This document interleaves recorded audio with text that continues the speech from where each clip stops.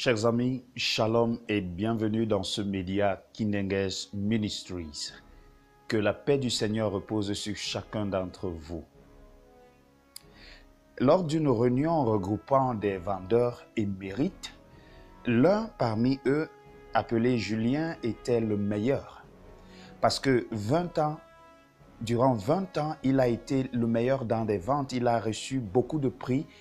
À lui seul, il a pu vendre pratiquement le double de ce que tous ses collègues ont eu à vendre.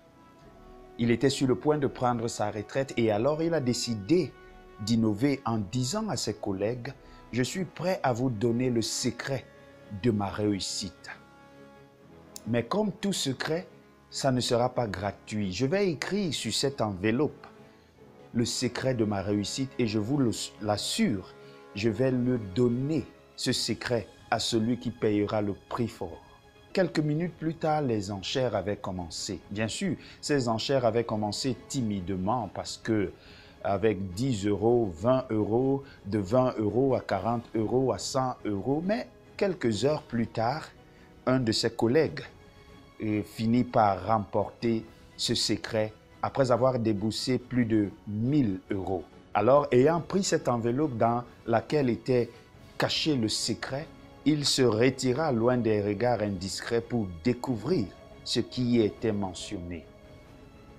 Grande ne fut pas sa surprise lorsqu'il déchira l'enveloppe et se rendit compte que le secret ayant donné ce succès à ce dernier se résumait en cette phrase écrite dans cette enveloppe: savoir demander. Oui, savoir demander. Tel est le titre de notre méditation de ce jour. Savoir demander.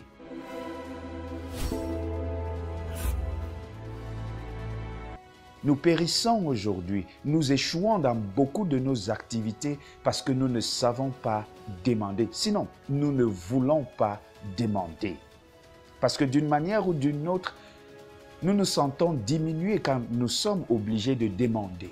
Nous nous sentons comme rabaissés quand il faut se renseigner. Écoutez, vous ne serez pas surpris de voir un chauffeur, un homme conduisant son véhicule faire des tours au même endroit parce que ne sachant où aller, ne connaissant quelle est la bonne adresse.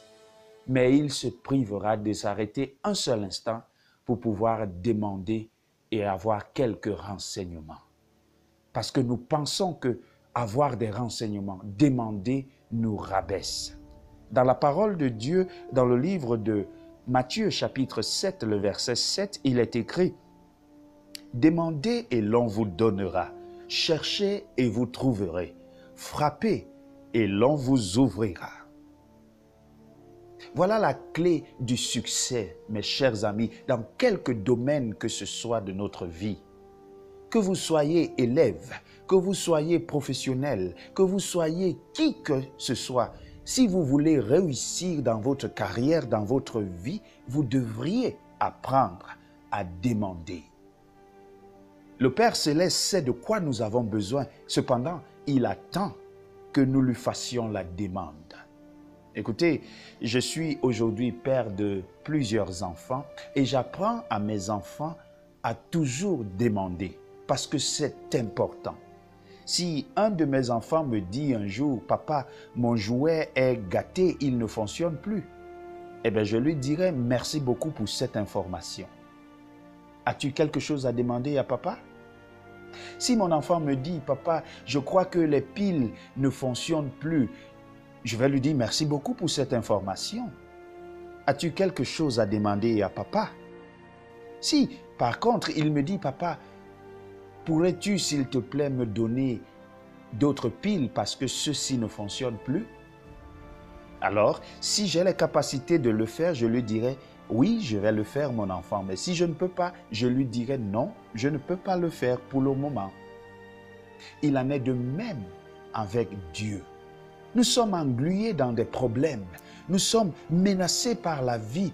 Et pourtant, il est si difficile pour nous de donner à Dieu l'opportunité de nous résoudre ces problèmes parce que nous ne voulons pas lui demander. Le Seigneur nous dit dans sa parole, « Demandez et je vous donnerai. »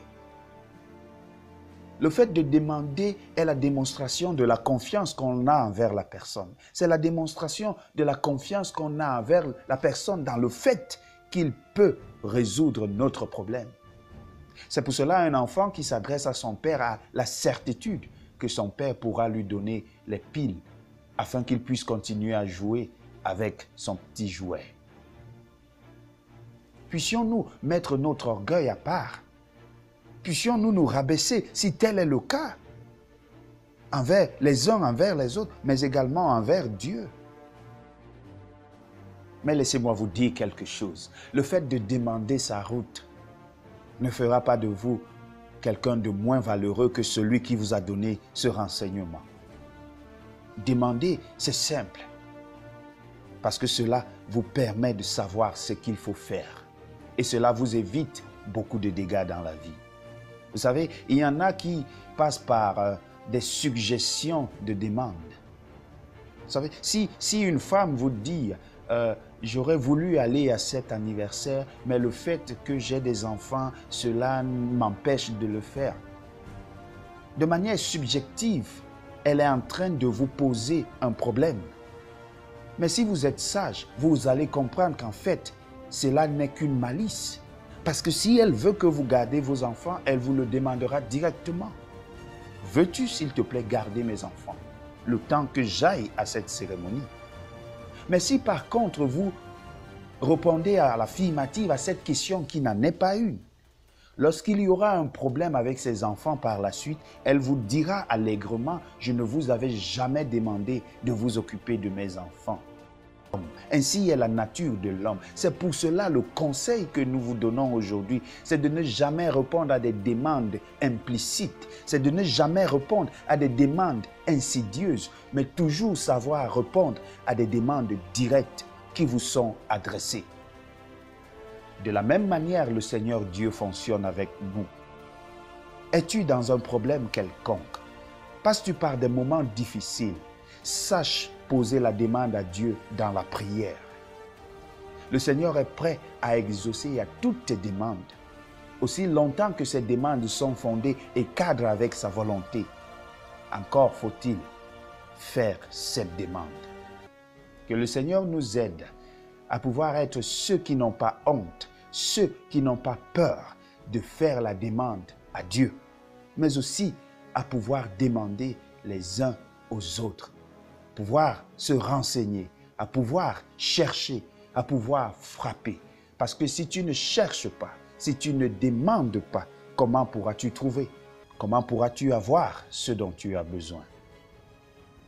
Puisses-tu être un homme, une femme de prière qui cherche Dieu, qui cherche sa face au quotidien. Ne l'a-t-il pas dit dans le livre de Matthieu chapitre 6, le verset 33? Cherchez premièrement le royaume des cieux. Ne pourront trouver, ne pourront prospérer que ceux qui cherchent. Ne pourront avoir et posséder que ceux qui demandent. Ne pourront voir les portes s'ouvrir devant eux que ceux qui ont le courage de frapper et d'insister. Les commerçants comprennent bien de quoi je parle. 90% de leurs clients les rejettent, mais 10% les acceptent. Et ils continuent à garder de bonnes relations avec les 90% de ceux qui les ont rejetés. Ceux-là sont des bons commerçants. C'est ainsi qu'était notre ami Julien. Il a su garder de bonnes relations envers ceux qui rejetaient sa demande. Mais toujours, il a eu à demander. Et toujours, il a eu à essuyer des échecs. Seuls 10% ont pu répondre à ses demandes. Et ces 10% ont été suffisants pour qu'il soit le meilleur vendeur dans sa société. Ne t'arrête jamais de demander. Ne t'arrête jamais de chercher. Ne t'arrête jamais de frapper à la porte. Un jour, tu auras ce dont tu as besoin. Un jour, le Seigneur répondra à ta demande et tu pourras oublier toutes ces tentatives que tu as eu à faire par le passé et qui ont été couronnées par l'échec. Persévère, persévère, c'est là la clé du succès. Savoir demander et Dieu nous répondra certainement. Shalom.